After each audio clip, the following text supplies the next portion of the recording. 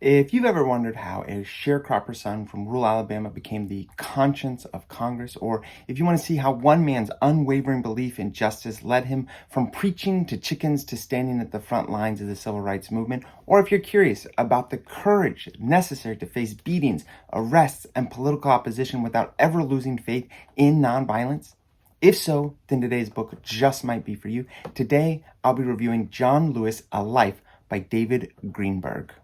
Welcome to Spencer Reads Everything. I'm your host, Spencer Duncan, and on this channel, I review every kind of book I read, from sweeping historical biographies to intimate memoirs, from imaginative fiction to thought-provoking nonfiction. Today's review is part of my ongoing series on Pulitzer Prize winners and finalists, where I take a deep dive into the works recognized by one of the most prestigious literary awards in the world. In this video, I'll be looking at John Lewis, A Life by David Greenberg, a biography that chronicles the journey of one of America's most iconic civil rights leaders from his rural Alabama childhood to his decades in Congress. The Pulitzer Prizes have been awarded since 1917, recognizing excellence in journalism, literature, and music composition. In the book world, the Pulitzers are among the highest honors an author can receive, with categories including biography, history, general nonfiction, fiction, poetry, and autobiography/memoir. This video is part of my ongoing Pulitzer Prize playlist, where I review books that have been honored in these categories.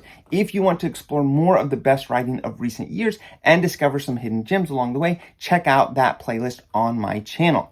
This week, I am focusing entirely on Pulitzer-recognized works, so if you enjoy this review, you can look forward to my takes on several other winners and finalists, each offering its own unique perspective on the world we live in and the people who shape it. Now let's take a look at the biographer.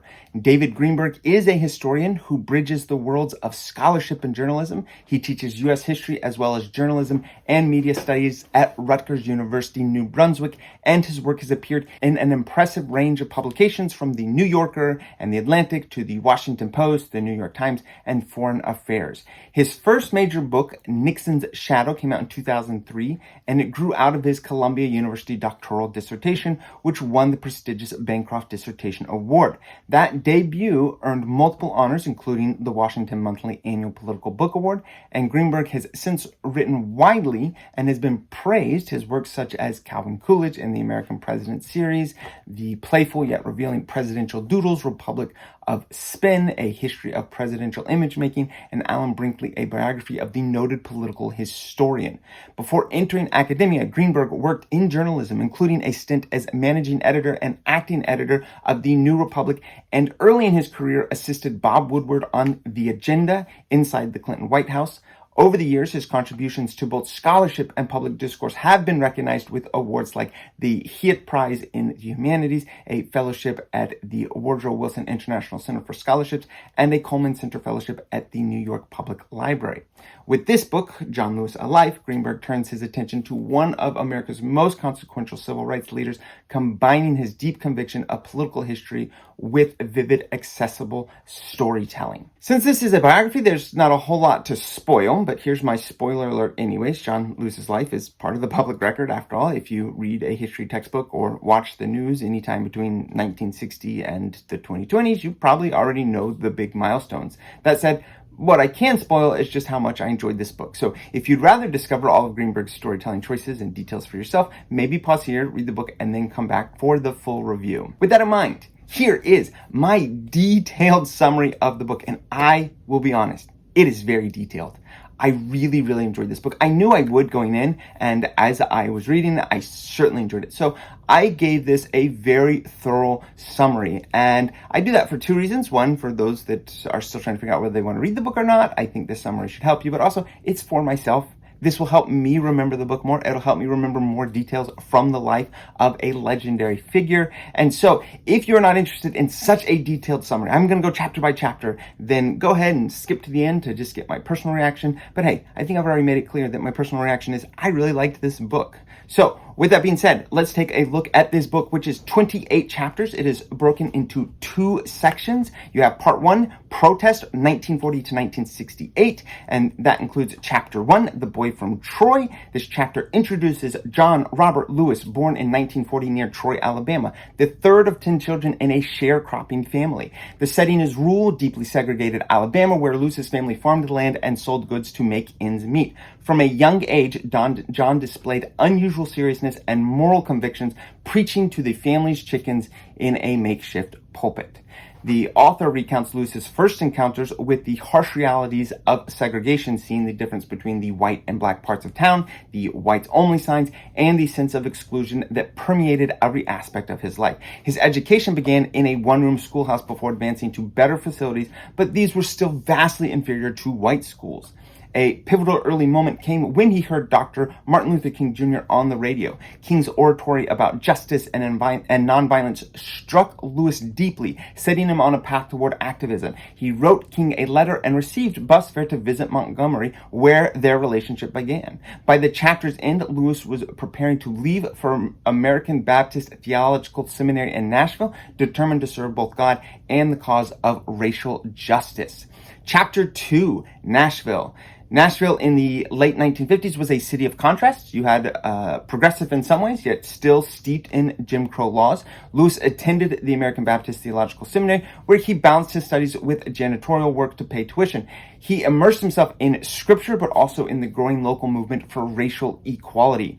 It was in Nashville that Lewis met key figures like James Lawson, who had studied Gandhian nonviolence in India. Lawson began conducting workshops in disciplined nonviolent protest, and Lewis became one of his most committed students. These sessions were not just philosophical, but practical, teaching how to remain calm under verbal abuse, blows, and humiliation. Lewis also enrolled in Fisk University, where he deepened his engagement with a circle of young activists who were beginning to challenge segregated lunch counters. The Nashville movement emphasized careful planning, strategic thinking, and moral clarity. The chapter closes with Lewis and his peers ready to take their training into the public, where they are setting the stage for the sit-ins. Chapter 3, the sit-ins. In early 1960, inspired by the Greensboro sit-ins, Nashville activists, including Lewis, began their own campaign against segregated lunch counters. The protests were meticulously planned. Students dressed in their best clothes, acted respectfully, and refused to retaliate against aggression. Lewis faced verbal abuse, threats, and physical assaults. Arrest followed, and the activists insisted on serving jail time rather than paying fines, embodying the philosophy that accepting the suffering could awaken the conscience of the nation. The sit-ins gained national attention, pressuring Nashville's business leaders and politicians. Eventually, after weeks of sustained protests, an agreement was reached to begin desegregating lunch counters. For Lewis, the sit-ins were his baptism into the broader civil rights movement. They proved that disciplined collective action could yield tangible change. Chapter 4, SNCC or SNCC. By 1960, John Lewis was emerging as one of the most dedicated young activists in the South. This chapter details the founding of the Student Nonviolent Coordinating Committee, or as I said, usually referred to as SNCC, which would become Lewis's organizational home for much of the 1960s. SNCC was born from the momentum of the sit-ins, with Ella Baker of the Southern Christian Leadership Conference urging young people to form an independent group rather than to fold entirely into King's orbit. Lewis attended SNCC's founding conference at Shaw University in April 1960. The organization was committed to grassroots activism, democratic decision-making, and a rejection of hierarchical leadership. Lewis found in SNCC a perfect fit for his temperament: disciplined, idealistic, and willing to put himself on the line. This chapter also introduces key SNCC leaders and the group's early projects. Lewis learned how to balance the purity of nonviolence with the practical demands of organizing across the South. SNCC's style, marked by youthful boldness and moral urgency, stood out even in the wider civil rights movement. Chapter 5, the Freedom Riders. The Freedom Riders of 1961 tested the federal government's willingness to enforce Supreme Court rulings desegregating interstate travel facilities. When CORE, or Congress of Racial Equality, launched the rides from Washington, D.C., Lewis volunteered to be among the first participants. The chapter vividly recounts the violence that met the riders: buses firebombed in Anniston, brutal beatings in Birmingham, and mob attacks in Montgomery. Lewis himself was beaten unconscious in Montgomery's Greyhound bus terminal. Despite these dangers, the riders pressed on, often filling jails rather than abandoning their mission. The campaign forced the Kennedy administration to act with the Interstate Commerce Commission, issuing new rules to end segregation in bus and train facilities. For Lewis, the Freedom Rides cemented his reputation as a fearless practitioner of non-violent direct action, someone willing to risk his life for the cause. In Chapter 6, Open City, After the freedom rides, Lewis and other activists turned to new fronts in the fight for equality. In Nashville, they sought to broaden desegregation beyond lunch counters and bus terminals to other public spaces, movie theaters, restaurants, and more. Greenburg describes the escalating challenges. Opponents had learned from earlier defeats and found subtler ways to resist change. The work was slow and exhausting, but Nashville became a model for how local campaigns could expand the scope of integration. This chapter also delves into Lewis's personal development, how constant exposure to danger and resistance was forging his leadership style. He combined humility with moral clarity, never seeking the spotlight, but increasingly becoming a trusted figure among both peers and elders in the movement. Chapter 7, The March on Washington.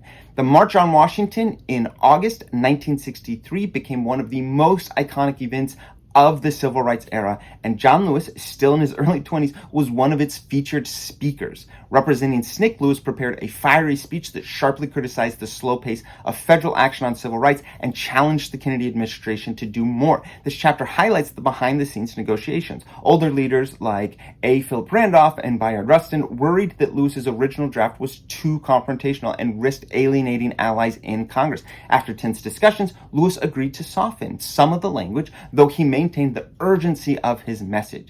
When he finally took the podium, Lewis delivered a speech that balanced youthful defiance with strategic restraint. He declared that African Americans were tired of being beaten by policemen and tired of being locked up in jail, underscoring the movement's impatience for justice. Chapter 8, One Man, One Vote. In the wake of the March on Washington, SNCC increasingly focused on voting rights. Lewis and his colleagues recognized that political empowerment was essential to dismantling segregation's foundations. This chapter chronicles their work in rural Alabama, Mississippi, and other states where Black citizens faced poll taxes, literacy tests, and intimidation when they tried to register. The slogan, One Man, One Vote, captured the heart of the campaign. Lewis and SNCC members risked harassment and violence as they went door to door, held citizenship schools, and accompanied prospective voters to courthouses. The work was slow, and the obstacles, both legal and violent, were formidable. The author underscores how this period deepened Lewis's conviction that civil rights could not be secured without political rights, and that nonviolent grassroots organizing was the surest way to achieve them. Chapter 9, Freedom Summer. Freedom Summer in 1964 was one of the movement's most ambitious undertakings, bringing hundreds of mostly white college students into Mississippi to help register Black voters and to run freedom schools. Lewis, by now SNCC's chairman, played a central role in organizing and promoting the campaign. The chapter recounts the dangers that quickly became apparent when three civil rights workers, James Chaney, Andrew Goodman, and Michael Schwerner, disappeared and were later found murdered. The incident drew national attention, but also underscored the daily risks that the activists faced. Despite the violence, Freedom Summer made an indelible mark. It exposed the depth of racial injustice in the South to a national audience and laid groundwork for the Voting Rights Act of 1965. For Lewis, it was a test of endurance and a reminder that progress often came at great personal cost. Chapter 10, Africa. In 1964, John Lewis traveled to Africa, an experience that broadened his worldview and deepened his understanding of the global struggle for freedom. He visited newly independent nations and met with African leaders, some of whom had been inspired by the American Civil Rights Movement. The author frames the trip as a moment of reflection for Lewis. Seeing Africans gain political independence underscored for him the universality of the fight against colonialism and racial oppression. Yet he also observed that independence did not immediately erase deep-seated inequalities, a parallel to the American experience. The chapter presents Africa as both a source of inspiration and a cautionary reminder. Winning political rights was only the first step in building a just society.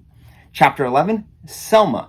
Selma, Alabama became the flashpoint for the struggle for voting rights. Lewis, alongside Jose Williams of the Southern Christian Leadership Conference, helped lead the first Selma to Montgomery March on March 7th, 1965, the day that would be known as Bloody Sunday. This chapter offers a vivid account of the marchers crossing the Edmund Pettus Bridge and being met by a wall of state troopers.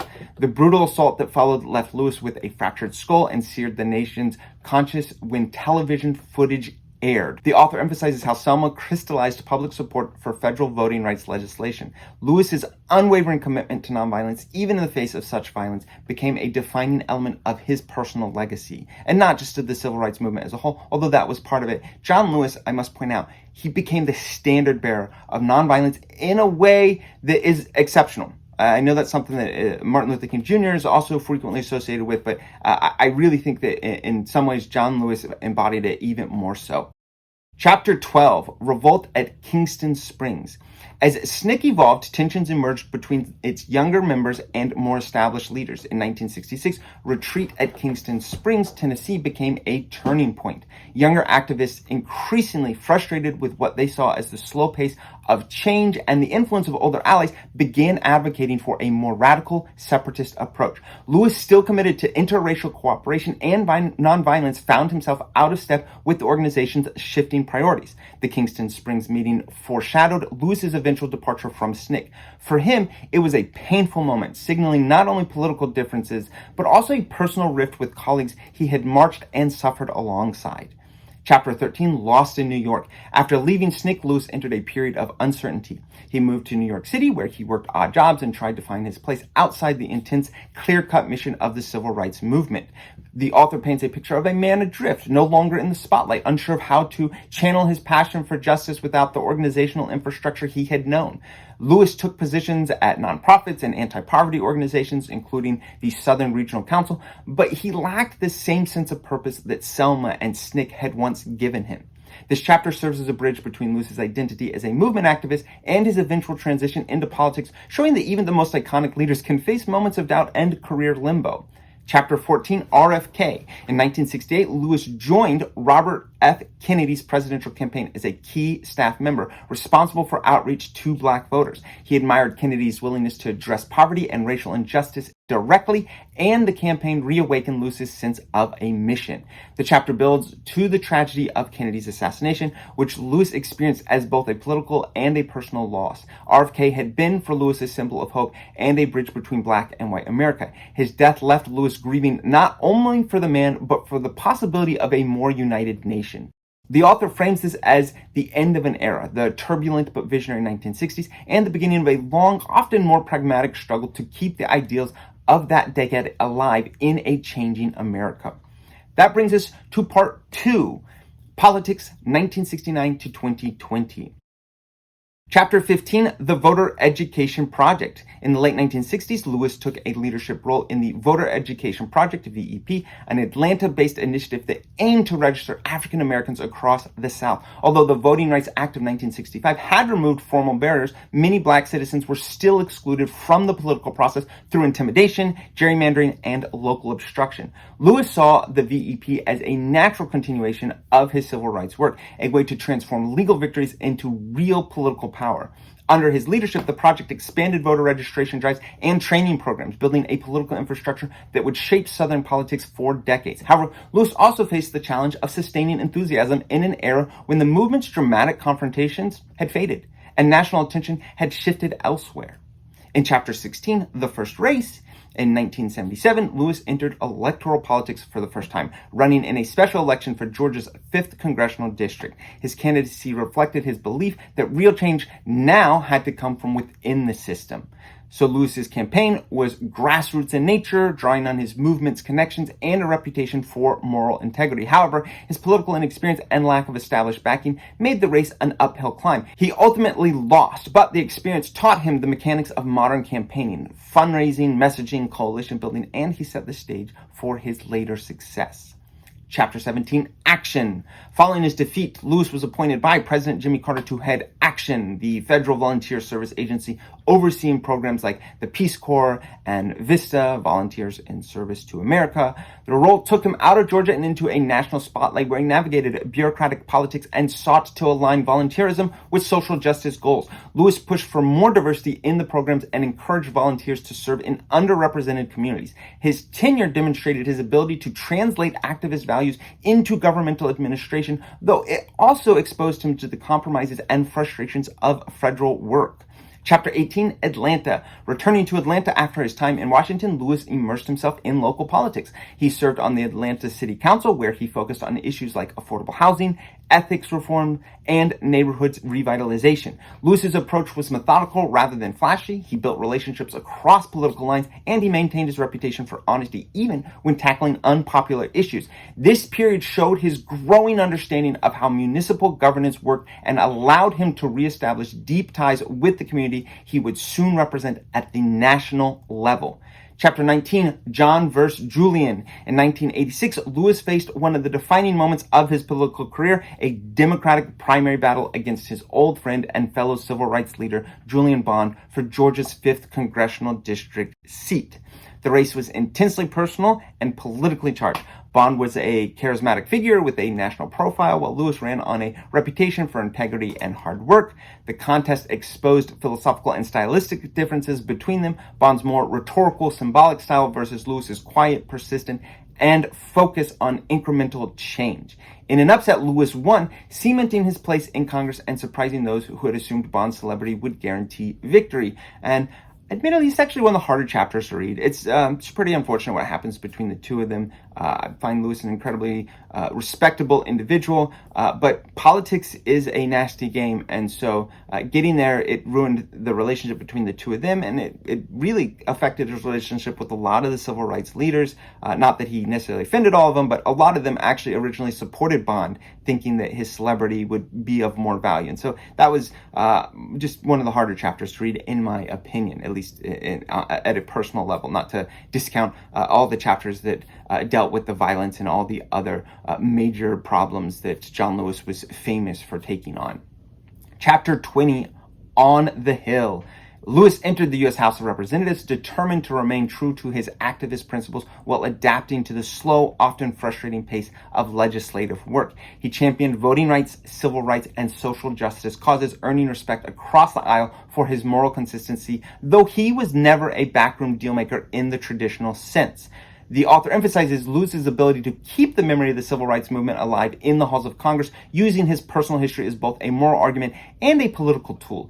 In his early years on the Hill were defined by committee work, coalition building, and a steadfast refusal to compromise on core values. Some people would argue that that's something that made him much more of a statesman than a good politician. Chapter 21, the Clinton years. During Bill Clinton's presidency, Lewis found himself aligned with a Democratic administration that embraced many of his social justice priorities, but also pursued centrist policies that sometimes frustrated progressives. Lewis supported key Clinton initiatives on economic development, healthcare, and education, but he was outspoken when he felt the administration strayed from its commitments, especially on welfare reform and criminal justice. He maintained a balance between party loyalty and principled dissent, showing that even in an era of relative Democratic unity, he would not shy away from criticizing policies he believed harmed vulnerable communities.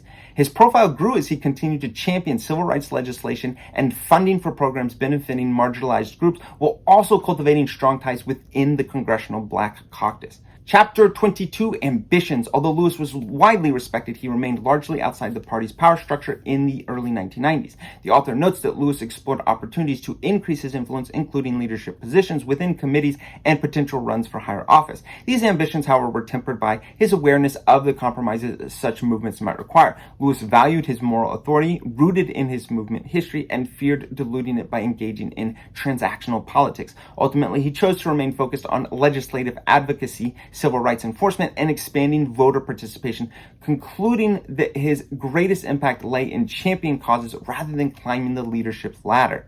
Chapter 23, In Opposition. The political landscape shifted dramatically after the Republican Revolution of 1994, when Newt Gingrich's contract with America swept the GOP into control of the House. For Lewis, this meant working from the minority for the first time in his congressional career. He became an outspoken critic of Republican efforts to cut social programs, roll back civil rights protections, and weaken the Voting Rights Act. His speeches during this time drew heavily on the moral language of the civil rights movement, positioning him as a voice of resistance. Although his ability to pass legislation was limited, Lewis used the era to solidify his public image as a moral counterweight to what he saw as regressive policies. He embraced coalition work with advocacy groups and doubled down on grassroots mobilization, keeping his focus on protecting the gains of the 1960s. Chapter 24, Because of You. This chapter takes its title from a refrain Lewis often heard from younger activists and ordinary citizens who credited him with inspiring their own work in social justice. In the early 2000s, Lewis increasingly became a symbolic figure, someone whose presence at events carried moral weight.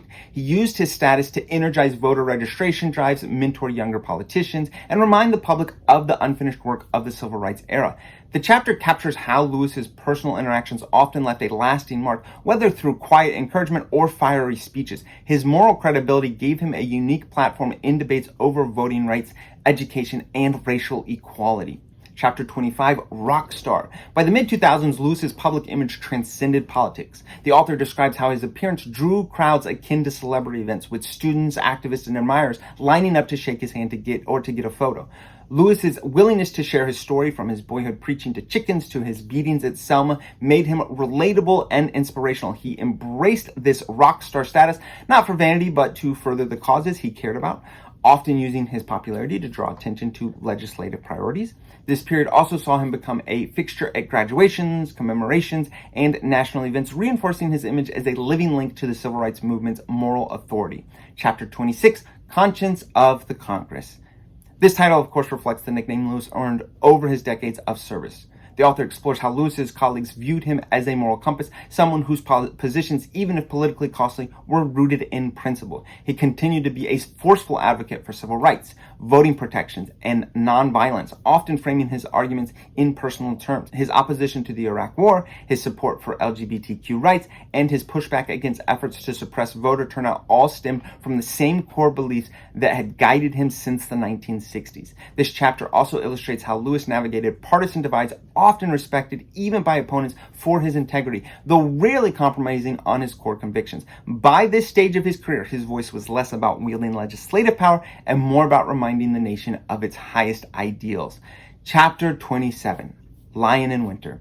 In his later years, Lewis faced the challenges of aging while still maintaining an active role in Congress and public life. The author shows a man whose moral influence had only grown even as his physical strength began to wane. Lewis remained at the center of major events, from anniversaries of the March on Washington and Selma to high-profile legislative battles over voting rights. He often used these moments to connect the struggles of the past with the injustices of the present, urging action against voter suppression and systemic racism. Though the political climate had grown more polarized, Lewis never abandoned his philosophy of nonviolence, often reminding younger activists that righteous change required both courage and love. His speeches at this time carried a poignant, almost valedictory tone, as if he knew his time to influence events directly was drawing to a close, which brings us to the final chapter, Invictus. The final chapter's title is taken from William Ernest Henley's famous poem, and it reflects Lewis's resilience in the face of terminal illness. Diagnosed with stage 4 pancreatic cancer in late 2019, Lewis approached the end of his life with the same grace, determination, and sense of mission that had defined his decades of service. He continued to work in Congress, attend events, and speak out for justice until physically unable to do so. The author recounts the tributes that poured in from across the political spectrum, presidents, colleagues, activists, and ordinary citizens alike, all honoring him as a guiding light in American history. Most notably, the last months before his death was in the wake of the George Floyd and the Black Lives Matter movement. And even then, he still tried to be visible. He still tried to be involved. Lewis died on July 17, 2020 at the age of 80. His funeral, attended by national leaders and streamed to millions, was both a commemoration of his life and a call to continue the work he had championed. The chapter closes with the sense that Lewis's true legacy is not only in the lost past or battles fought, but in the example he set for living with integrity, courage, and compassion. And that's John Lewis to life. And I loved this book. I knew I would love this book. I have an immense appreciation for all of the civil rights leaders, but John Lewis has always stood out to me as an especially special figure. His unwavering commitment to nonviolence, paired with his ability to keep fighting no matter what, is extraordinary. The fact that he not only survived but thrived long after the height of the civil rights movement, carrying those same convictions into decades of service in Congress, makes him one of the most impressive people to study, in my opinion. This biography delivered exactly what it promised: a thorough, engaging, and inspiring portrait of Lewis's life.